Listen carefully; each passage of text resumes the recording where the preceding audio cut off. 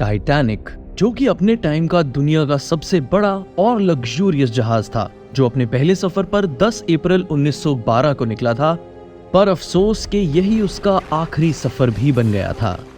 आखिर एक ऐसा जहाज जिसे अनसिंकेबल होने का दावा किया गया था, वो डूब कैसे गया? आखिर कैसे इस हादसे में इतने लोगों की जानें चली गईं? और आखिर टाइटैनिक की लाइफ बोट्स की फुल कैपेसिटी का इस्तेमाल क्यों नहीं किया गया था? नमस्कार दोस्तों, स्वागत है आपका फिर से एक अमेजिंग वीडियो में, जिसमें हम आपके इन सारे सवालों का जवाब देने वाले हैं। वीडियो बहुत ही इंटरेस्टिंग होने वाला है, तो इसे एंड तक जरूर देखिएगा। तो चलिए फिर वीडियो को शुरू करते हैं। दोस्तों, टाइटैनिक का पूरा नाम रॉयल मेल शिप टाइटैनिक था। इसे व्हाइट स्टार लाइन, जो कि एक ब्रिटिश कंपनी थी, उसके द्वारा बनाया गया था। 31 मार्च 1909 को 3000 लोगों की टीम ने ईस्ट आयरलैंड के बेलफास्ट में टाइटैनिक जहाज को बनाने का काम शुरू किया था। इसका काम Harland and Wolff shipyard company को सौंपा गया था। टाइटैनिक को बनाने में उस वक्त की सबसे एडवांस टेक्नोलॉजी का इस्तेमाल किया गया था। इसकी लंबाई की बात करें तो ये 882 फीट यानी पूरे 17 मंजिल इमारत जितनी ऊंची थी। वहीं इसके वजन की बात की जाए तो वो 46,312 टन था। इसमें कुल 10 मंजिला डिब्बे थे, जिसमें से 8 डिब्बे पैसेंजर्स के लिए मौजूद थे। इसमें 4 चिमनी लगाई गई थी, जिसमें से 3 चिमनी काम करती थी और 1 चिमनी इसके वेंटिलेशन और दिखावे के लिए लगाई गई थी। दोस्तों, इसको बनाने वाली कंपनी व्हाइट स्टार का कहना था कि ये एक ऐसा जहाज है जो कभी डूब नहीं सकता, और इसीलिए इसे दी अनसिंकेबल शिप के नाम से भी जाना जाता था। इस जहाज को बनाने में लगभग 3700 करोड़ रुपए लगे थे, जो वाकई में उस समय के हिसाब से बहुत ज्यादा होते थे, और ये कोई आम बात नहीं थी। इतने बड़े जहाज को बनाना तो कोई आसान काम नहीं था, और इसके कंस्ट्रक्शन के दौरान 9 लेबरर्स ने अपनी जान भी गंवा दी थी, और तो और 40 लेबर्स घायल भी हो गए थे। टाइटैनिक को पूरा बनने में 3 साल का वक्त लगा था, और 2 अप्रैल 1912 को यात्रा के लिए ऑफिशियली लॉन्च कर दिया गया था। दोस्तों, टाइटैनिक को पहला सफर इंग्लैंड के साउथहैम्पटन से अमेरिका के न्यूयॉर्क शहर तक करना था। 10 अप्रैल 1912 को करीब 12 बजे टाइटैनिक अपने सफर के लिए साउथहैम्पटन से रवाना हुई थी। साउथहैम्पटन से निकलते ही कुछ ही देर बाद टाइटैनिक को आइस वार्निंग्स मिलने लग गई थी। जिस रूट से शिप्स ट्रैवल कर रही थी, वहां पर काफी बड़े बड़े आइसबर्ग्स यानी कि बर्फ के बड़े बड़े पहाड़ मौजूद थे। टाइटैनिक लगातार 40 किलोमीटर प्रति घंटा की रफ्तार से सफर कर रहा था, और इन वार्निंग्स को सुनने के बावजूद भी उसके कैप्टन ने इस पर ध्यान देना जरूरी नहीं समझा। अब बात यह है कि एक ऐसा जहाज जो कभी डूब भी नहीं सकता था, वो आखिर डूबा कैसे? दोस्तों, ये बात 14 अप्रैल की है, और उस दिन चांद भी नहीं निकला हुआ था, यानी उस दिन समुद्र में कोई रोशनी नहीं थी, और इसीलिए विजिबिलिटी बहुत ही कम थी। टाइटैनिक शिप के ऊपर एक क्रोज नेस्ट बना होता है।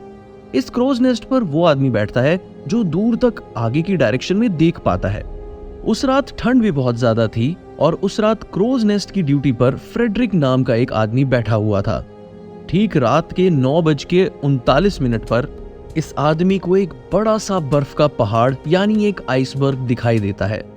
ये जल्दी से 3 बेल बजा के नीचे के लोगों को इसकी वार्निंग भी देता है।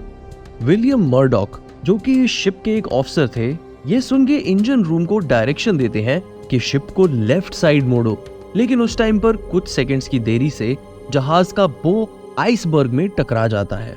अब आप सोच रहे होंगे कि ये बो कौन सी साइड होती है? तो दोस्तों, शिप का जो सबसे आगे का हिस्सा होता है उसे बो कहा जाता है, और उसके ऊपर के एरिया को स्टर्न कहा जाता है, और जो नीचे का लंबा वाला हिस्सा होता है उसे कील कहा जाता है। टाइटैनिक जिस आइसबर्ग से टकराया था, वो कोई छोटा मोटा आइसबर्ग नहीं था। साइंटिस्ट के अकॉर्डिंग इस आइसबर्ग का वेट 1.5 मिलियन टन था। जब शिप का बो आइसबर्ग से टकराया था, तब उसके नीचे कील वाले हिस्से में काफी बड़ा और लंबा होल हो गया था, जिससे काफी प्रेशर और तेजी से पानी इसके अंदर आ रहा था। आइसबर्ग से टकराने के करीब 20 मिनट बाद कैप्टन स्मिथ अपने क्रू को ऑर्डर करते हैं कि एक डिस्ट्रेस सिग्नल भेजो, ताकि अगर कोई शिप आसपास है तो वो आकर उनकी मदद कर सके। इस टाइम पर senior radio operator Jack Phillips लगातार सिग्नल भेज रहे थे, और आखिर 20 मिनट बाद एक शिप RMS कारपेथिया ने इस सिग्नल को कैच कर लिया था, और वो शिप तुरंत ही टाइटैनिक की हेल्प के लिए अपने रूट को चेंज कर लेती है। पर यहाँ दिक्कत ये थी कि वो शिप उस वक्त टाइटैनिक से 105 किलोमीटर दूर था और वो लगातार अगर अपनी टॉप स्पीड पर भी आती तो उसे वहां पहुंचने में कम से कम 3 घंटे से ज्यादा का समय लग जाता। टाइटैनिक के क्रू मेंबर्स लगातार हवा में फ्लेयर रॉकेट्स भी चला रहे थे ताकि उसे देखकर कोई उनकी हेल्प के लिए आ जाए, पर अफसोस उनके पास उस वक्त कोई भी नहीं पहुंच पाया। इसी दौरान कैप्टन स्मिथ ऑर्डर करते हैं कि पैसेंजर्स को लाइफ बोट्स के थ्रू इवैक्यूएट किया जाए। ऐसा कहा जाता है कि उस समय लोगों को ये सब सुनने के बावजूद भी ज्यादा डर नहीं लग रहा था, क्योंकि उनके हिसाब से तो टाइटैनिक एक अनसिंकेबल शिप था ना। पहली लाइफ बोट्स जिसमें कुल 65 लोग जा सकते थे, वहां उस पर सिर्फ 25 लोग ही गए। और जब धीरे धीरे पानी का लेवल बढ़ने लगा और लोगों के रूम में आने लगा तो पूरी शिप पर भगदड़ मच गई। लोग अनकंट्रोलेबल हो गए, सब डर गए। लगभग 1 बजे शिप के आगे वाला हिस्सा यानी बो में पानी अंदर पूरी तरह भर चुका था। यहाँ एक और प्रॉब्लम थी, वो थी कि लाइफ बोट सिर्फ 20 थी, जिस पर टोटल 1200 लोग ही जा सकते थे। पर उस वक्त शिप पर 2250 के करीब लोग मौजूद थे। रात के करीब 2:05 पर लास्ट लाइफ बोट भी पानी में उतार दी गई, लेकिन शिप पर अभी भी 1400 से 1500 लोग मौजूद थे।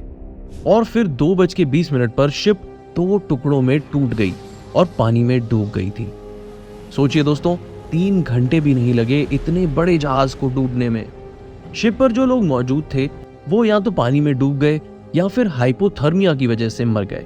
उस वक्त वहां पानी का तापमान -2 डिग्री सेल्सियस था और इस तापमान में कोई भी 2 मिनट से ज्यादा जिंदा नहीं रह सकता। करीब 4 बजे RMS कारपेथिया जहाज शिप के रेक के पास आता है और उसे जो मंजर दिखाई देता है वो बहुत ही खतरनाक था। वो लाइफ बोट्स के लोगों को बचा लेते हैं, पर बाकी सभी लोगों की डेथ हो जाती है।